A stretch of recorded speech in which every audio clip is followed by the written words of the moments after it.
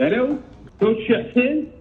نعم سيدي، نعم اسمع. فكوتش حسين وكابتن احسان، تحياتي لكم جميعا، يعطيكم الف عافيه على جهودكم.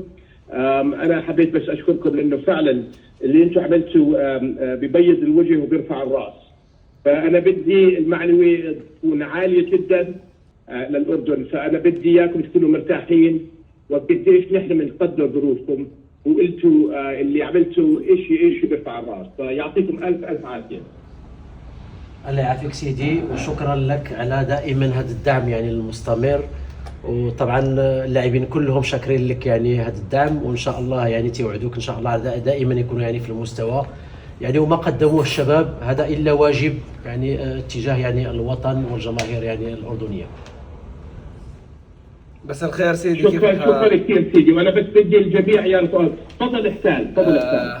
بالبدايه سيدنا شكرا على اتصالك، احنا كنا سعيدين في هذا الاتصال، وبالعكس احنا ما قدمنا شيء للوطن، كنا حابين نقدم الكاس، لكن قدر الله ما شاء فعل. كانوا كل الشباب على قدر عالي من المسؤوليه من بدايه البطوله حتى النهايه.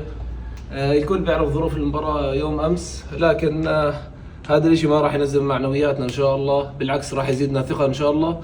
الان راح ننظر للمستقبل، نتعلم من هاي التجربه، وان شاء الله راح نبني عليها لحتى باذن الله نوصل للاهم حاليا اللي هو نظرنا لكأس العالم من تصفيات ان شاء الله من شهر 3 وشهر 6.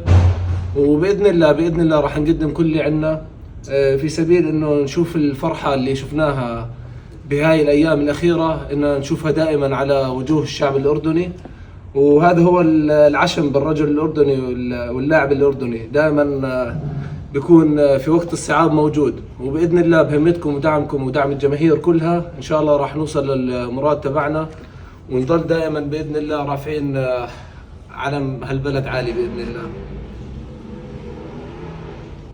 ان شاء الله احسان. وكمان مره لان شامع، انا بس بدي المعلومه تكون عاليه جدا، لانه اللي عملتوا ما شاء الله عليكم شيء بيرفع الراس. وزي ما انتم حكيتوا المهم كيف بدنا نخطط لبكره.